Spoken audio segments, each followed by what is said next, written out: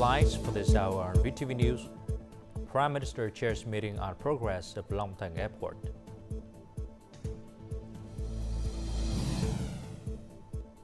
And Japanese people celebrate date in Vietnam.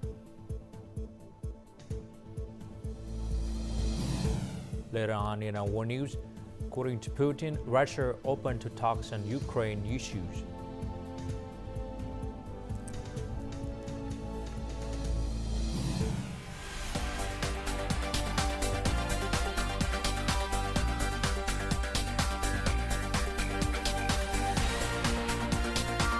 Broadcasting from Hanoi, the capital of Vietnam.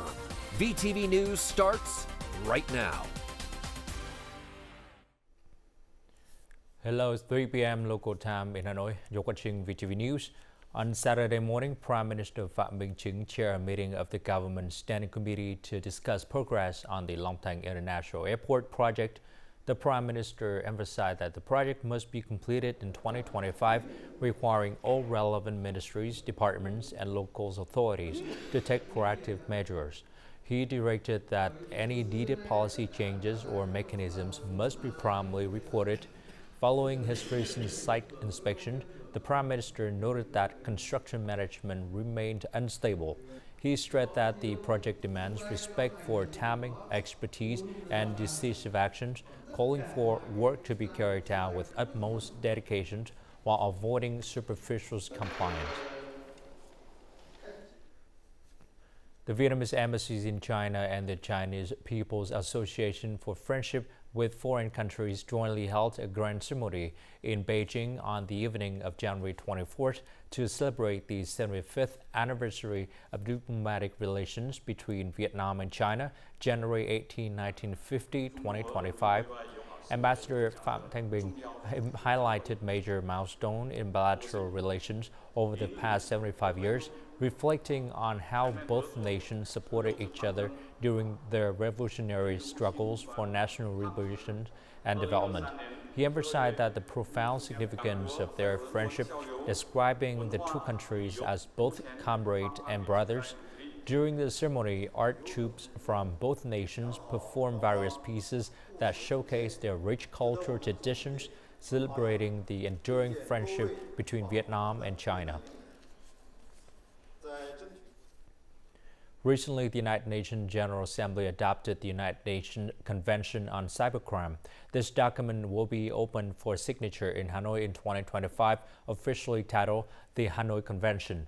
This is the first time a Vietnamese location has been associated with a global multilateral treaty in the fields of critical global interests. It also affirmed the strong commitment of the party and state in international cooperation to prevent transnational crimes. The Hanoi Convention, consisting of 9 chapters and 71 articles, creates the first global legal framework for cyberspace, promoting technical assistance and capacity building for the common benefit of the international community. This is an important step in the international efforts to address cybercrime, such as child sexual abuse, online fraud, and money laundering.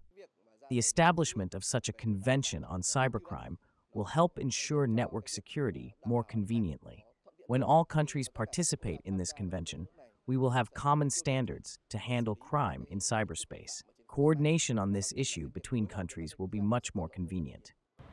Vietnam's initiative to propose hosting the convention signing ceremony affirms Vietnam's consistency, proactive participation, and active contribution to the common work of the United Nations to solve global issues. This is extremely important when we are promoting digital transformation. It demonstrates Vietnam's role in being responsible to the world community to share data, and vice versa. Vietnam also receives information and coordination from international organizations to prevent attacks from foreign criminals. It creates favorable conditions for Vietnam in ensuring national cybersecurity sovereignty. The Hanoi Convention continues to affirm Vietnam's commitment to combating and preventing cybercrime, enhancing Vietnam's position in the region and internationally. It marks a new milestone in the era of national development. It is predicted that by 2025, cybercrime will cause damage to the world economy of more than $10,500 billion. larger than the GDP of most of the world's largest economies. The Hanoi Convention is expected to help countries respond faster, coordinate better, and act more effectively to address cybersecurity risks, thereby ensuring the safety for all participants. Nội Bài International Airport in Hanoi expect to handle over 100,000 passengers and approximately 600 flights daily during the peak date holiday. The airport has made thorough preparation to meet travelers' needs. As of Friday evening, the airport reported steady growth in both international and domestic traffic, about 5 to 7% above normal levels, with 90,000 passengers and 627 flights. The airport recommends that passengers carefully prepare their flight documents, luggage, and personal belongings according to regulations to follow airline staff instructions during check-in. To reduce congestions at the terminal and parking areas, travelers are encouraged to use public transportation and limit the number of accompanying relatives. Long queues and heavy congestions at the airport have become a familiar sight for many travelers heading home for date. On Friday alone, Tân Sơn Nhất Airport handled over 1,000 flights and served more than 150,000 passengers. Due to concerns over delays caused by crowds and lengthy check-in processes, many passengers arrived at the airport much earlier than their scheduled departure times. From the entrance to the check-in area, Tan Son Nhut Airport was packed with people, with lengthy queues forming at the counters. Even though Din's family had arrived 6 hours before their flight, they were still waiting with only 2 hours remaining until departure. Despite arriving well ahead of the recommended time, it was still crowded, but I'm happy to be home. The road was clear, but the check-in line is long. After an hour and a half, I'm only halfway to the counter. Tan Son Nhut Airport experienced heavy crowds during the 3 a.m. and 5 a.m. flights, with extended waiting times causing passengers anxiety about potential missed flights. I flew early to avoid delays, but now I'm hungry, thirsty, and dizzy from the wait. It's much more crowded than I thought. My flight is at 7:30, and after 1.5 hours of standing, I'm still far from the check-in counter, which worries me. Document and procedural issues often arise, requiring passengers to resolve them at the airport on their departure day. I'm taking my mother home, but her expired ID card hasn't been processed yet. With travel times potentially doubling, passengers should carefully plan their routes and arrival times to ensure they don't miss their flights. The Vietnamese community abroad is preparing for a date celebration filled with warmth and tradition, just like at home. Traditional products like fish sauce and pickles are already well established in global markets, while new items such as fast-moving consumer goods and frozen food are also gaining popularity among overseas Vietnamese. Businesses view the date market as an opportunity to test and promote new products abroad. However, rising transportation costs remain a challenge. In the long term, businesses plan to shift to sea shipping to make prices more competitive. In addition to its tea products, this startup repurposes 20% of its low-grade tea powder as chicken feed. This innovative approach creates an egg-laying farm model that both extend the value chain and nurtures a new development ecosystem. By playing music for the chickens and adding purple-fruited pea eggplant to their feed, this company produces 4,000 to 5,000 eggs daily that have lower cholesterol levels than conventional eggs. By mixing a 20% herbal ratio, the egg yields a richer, more flavorful yolk. At twice the market rate, establishing a stable customer base remains challenging. Chicken eggs cater to health-conscious customers, but must be consumed within the day. Therefore, we focus on providing fresh eggs, as cooked eggs have fewer nutrients.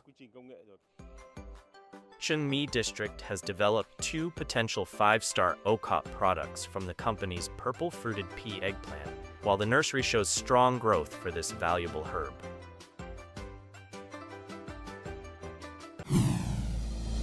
Coming up next on VTV News, Taiping Province lead preservation of historic Chen Temple. And Japanese people celebrate Tết in Vietnam.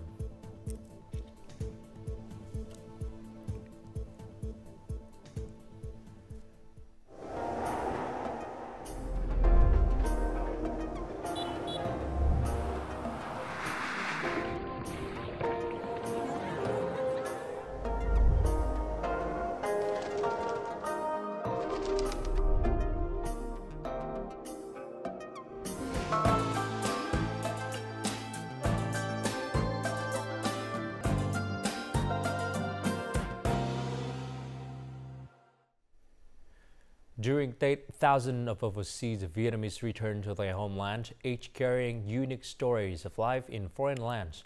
For some, it's a familiar journey. For others, it's their first time setting foot on their motherland in years. Yet they all share one sentiment: Vietnam's remarkable transformation. For this Tết, this married couple, who've lived in the Netherlands for the last 30 years, is back in Vietnam for the first time since the COVID-19 pandemic. They were astonished by their homeland's rapid development over just 5 years. It's like stepping into an entirely new society. The changes surpass anything I could have imagined. Businesses are thriving, and there's a vibrant, bustling energy everywhere. Everything feels more orderly, from the streets to the atmosphere. Within my family and friends, I see things improving. That, to me, is progress. More than 1,000 overseas Vietnamese gathered at the Spring Homeland event, bringing diverse perspectives from around the world. Their views on Vietnam's growth from business to culture reflect a shared sense of pride and opportunity. I frequently travel between Vietnam and Canada, and each time I return, I'm amazed at the country's dizzying pace of development. Vietnam has become a destination full of promise for overseas Vietnamese and entrepreneurs to invest and grow. With the government's efforts to modernize and embrace young, tech-savvy talents, Vietnam is entering a new era of growth. These changes are creating a streamlined, dynamic environment, which we overseas Vietnamese deeply appreciate. Wherever they are in the world, overseas Vietnamese remain devoted to contributing to their homeland's progress. Their experiences abroad serve as valuable resources to help Vietnam advance on its path forward. Studying abroad is not for glory or gain, but to bring wisdom back and aid the homeland's prosperity. Studying abroad isn't about titles or prestige. It's about bringing back what you've learned to uplift the dragon and fairy lineage. That's the essence of being Vietnamese. This Tết, the voices of overseas Vietnamese remind us that Vietnam's strength lies not only in its rapid development, but in the enduring bonds that unite its people. Quang Ba Flower Market, one of the largest flower markets in Hanoi, is bustling in the days before Tết. Hundreds of flower varieties arrive from neighboring villages like Tây Tiệu, Đông Anh, Mê Linh, and Bắc Giang. This year, prices are notably competitive, with dahlias selling for $2.3 to $2.8 per 10 stems, gladioli for $3.2 to $3.6 per 10 stems, and violets from $1.2 to $1.6 per bunch. Shop owners keep these popular flowers well stocked as they are essential for many families celebrating the traditional Tết holiday. According to local traders, flower prices are approximately 20% lower than last year, making them more accessible to consumers. On the morning of January 25th, the 26th day of the Lunar New Year, the Vietnamese State Saitama 2025 Festival opened in Omiya City, Saitama Prefecture, Japan. This first ever outdoor Vietnamese State Festival was organized by the Vietnamese Association in Saitama with support from the Vietnamese Embassy in Japan and the Saitama Prefectural Government. Vietnamese Ambassador to Japan Phạm Quang Diệu and the Deputy Governor of Saitama Prefecture were in attendance. Under the theme, Tết in the Hearts of Children Living Far from Home, the program brought traditional Vietnamese state culture to thousands of Vietnamese residents, locals from neighboring areas, Japanese citizens, and international friends. Through Japan's stop celebrating the Lunar New Year 150 years ago, Japanese people in Vietnam still feel nostalgic during the Spring Festival. The customs and culture of date captivate them, and they embrace the holiday traditions, believing in the good fortune it brings for the new year. At 6 a.m. on the 25th day of the 12th lunar month, Suno Makoto and his friends arrived at Bada Pagoda in Hanoi to volunteer, seeking a meaningful spiritual experience that he can't have during the Lunar New Year in Japan. In Japan, we clean our homes for the new year, not pagodas. After almost 2 years here, this is the first time I've felt the Lunar New Year atmosphere through such volunteer activities. It's a valuable experience. I really enjoy the quiet atmosphere in Vietnamese pagodas. It brings me peace. Helping clean and decorate the pagodas for Tết makes me happy, as it deepens my understanding of Vietnamese culture and customs. Having been married to a Vietnamese man for 4 years, Eiko Matsuo has become well-versed in Vietnamese Tết customs. Following the saying, "When in Rome, do as the Romans do," she joins her husband's family in decorating the house and preparing the New Year's Eve meal. Every year, they include a Japanese dish in their Tết feast. My mother-in-law taught me to cook Vietnamese Tết dishes, so I wanted to make her a Japanese New Year dish. I was impressed with how bánh chưng was cut. Using a bamboo string instead of a knife cuts it beautifully without breaking. Vietnam's safety and hospitality allow foreign visitors to feel at home while experiencing the warmth of Tết. For Japanese people, this creates a special opportunity to discover the rich traditions and beauty of Vietnamese Tết as they welcome the new year with hopes for happiness, luck, and peace. Chúc mừng năm mới, may mắn bình an. Chúc mừng năm mới, chúc mọi người nhiều sức khỏe. Tết xuân vầy, an khang thịnh vượng. In Lý Sơn Island District, Quảng Ngãi Province, the nail pole is raised as part of a nearly 300 years old tradition. Every year from the night of the 23rd to the morning of the 24th day of the last lunar month, temples and homes across the islands hold a ceremony to raise the pole. This ritual marks the arrival of Tết, allowing descendants to honor their ancestors and pray for a peaceful new year. The pole also honors those who reclaimed the islands and the heroic soldiers who lost their life in the Hoàng Sa and Trường Sa seas.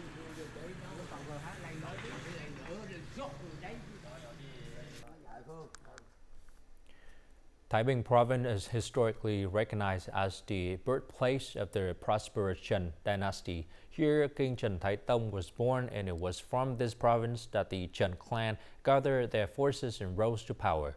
The Trần Temple, located in Hưng Hà District, has been designated as a special national historical relic. More on the following story. Spanning over 5,000 square meters, the Trần Temple complex honors the kings of the Trần dynasty, Saint Trần Hưng Đạo, and the dynasty's queens and princesses. Each month, the temple attracts hundreds of students and visitors. I feel very happy and proud because Trần is also my family name. I'm so proud to be born on this land. To preserve this important heritage, the district has invested thousands of USD in infrastructure upgrades, restoration, and maintenance projects. These efforts ensure the temple remains a pristine destination for both spiritual and cultural tourism. The atmosphere is solemn, and the temple is beautifully maintained. Maintenance work is carried out regularly. The temple is over 200 years old, so if we see any signs of damage, we report it for timely repair. From January 13 to 18th, the Trần Temple Festival is held to honor the legacy of the mighty kings of the dynasty and promote patriotism. A highlight of the event is the elaborate and captivating cultural and artistic performances. We wrote a story with the participation of many actors. It centers on the legends of the Trần dynasty. The Trần Temple in Thái Bình stands as a testament to Vietnam's rich cultural and historical legacy. Through the collective dedication of the local community and government, this sacred site continues to thrive, bridging past and present while educating and inspiring generations to come.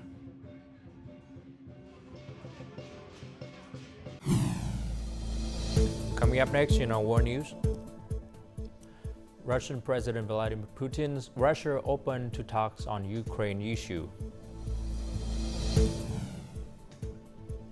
In Indonesia, landslide death toll rises to 25.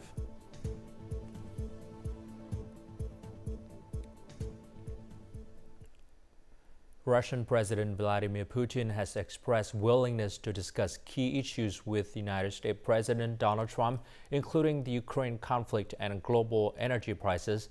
In a televised interview on Friday, the Russian leader described a potential meeting with President Donald Trump as a positive step, but emphasized that it depends largely on decision by the current U.S. administration.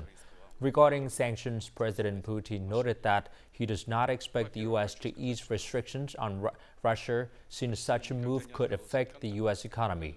On the Ukraine conflict, the Russian president acknowledged the increasing complexity of negotiations, citing a decree signed by Ukrainian President Volodymyr Zelensky that prohibits Ukraine from engaging in talks with Russia. The death toll from a landslide on Indonesia's main island of Java rose to 25 as rescuers found 3 more victims on Friday, according to a local search and rescue agency's official. Intense rainfalls on Monday in a mountainous area near Pekalongan city in central Java province triggered the landslide, collapsing bridges and burying cars and houses. Bad weather was hampering search efforts, with the operation suspended on Friday afternoon to ensure the safety of rescue teams as rain and fog descended on the area. Indonesia is prone to landslide during its rainy season, which lasts from November to April. Climate change has triggered intense storms, resulting in heavier rain, flash floods, and brutal wind gusts. Thai Deputy Prime Minister Phumtham Wen-Chayachai announced that Thailand and its neighboring country must work together to address the problem of PM 2.5 haze pollution. He emphasized that this major environmental issue requires both international cooperation and coordinated domestic action. The Deputy Prime Minister noted the identifications of haze hotspots in neighboring countries. The Thai Ministry of Defense is actively working with relevant agencies to implement solutions, including training programs on forest fire suppressions neighboring nations. These initiatives demonstrate Thailand's commitment to regional cooperation in tackling environmental challenges and improving air quality for all. Japan is renowned for blending tradition with modernities. The country has captivated the world with its latest architectural wonder, the Grand Ring. The architecture is currently under construction on Yomeshima Islands in Osaka Prefecture. This massive wooden structure, which is designed to be both a cultural landmark and a tourist magnet, masterfully combines traditional craftsmanship with modern technology. Standing at an inner height of 12 meters and an outer height of 20 meters, the Grand Ring spans an astonishing 2 kilometers in circumference, offering a unique and awe-inspiring architectural space. Well, for my architectural design and thinking, the wonderful relationship between nature and architecture and the people. Constructed using approximately 20,000 cubic meters of wood, the Grand Ring is more than just an architectural feat. It symbolizes the harmonious connection between the past and present, people and nature. Yeah, this structure is like a columns and the beams. And then this, as you can see, this joints is really inspired by the Japanese traditional way of putting columns and a beam together. Scheduled for completion in April this year, the Grand Ring is poised to become a new symbol of Osaka, drawing millions of tourists from around the globe. And then this is the land, man-made land in the middle of the sea, but this is like a flat land. But if you are standing in the middle of this place, you don't see the sea because of so many constructions. So I thought about it's so pity we couldn't see the sea and all around. Beyond its grandeur, it is an ideal venue to experience Japanese culture, reflecting the sustainable and innovative spirit of the land of the rising sun. And now, as usual, let's continue with the weather forecast.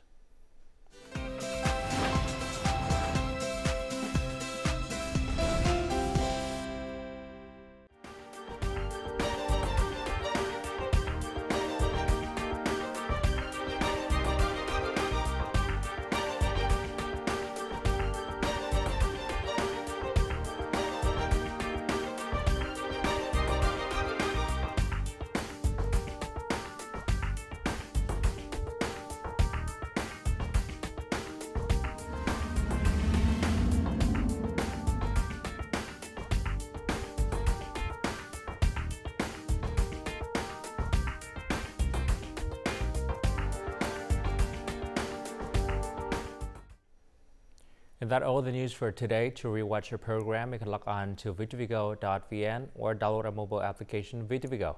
Thanks for watching and goodbye for now.